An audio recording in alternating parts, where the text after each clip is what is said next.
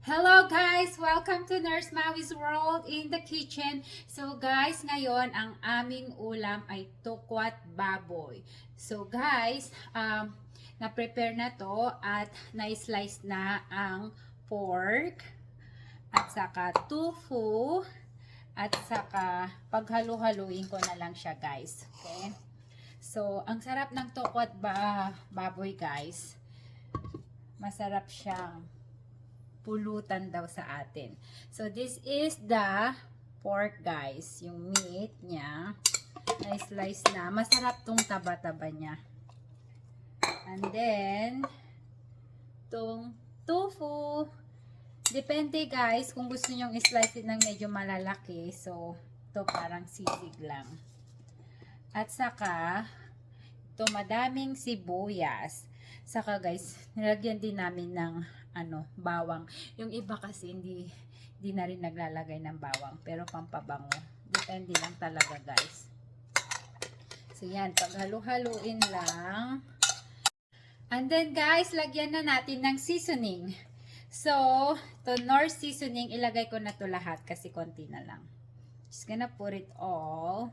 So guys, it depends how would you like to taste. Like if you want more salty, then add more soy sauce.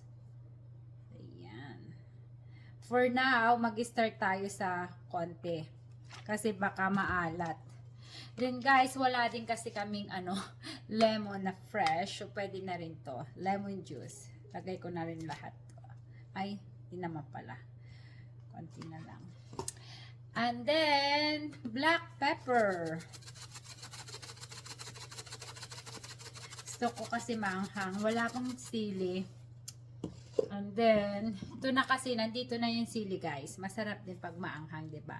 So, suka. Gusto ko maanghang-anghang to at saka maasim din. Bango. Bango ng suka. So, guys, halo-haloin lang. Yan.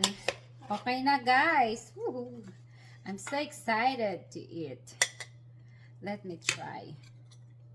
Try natin kung ang lasa. Sarap.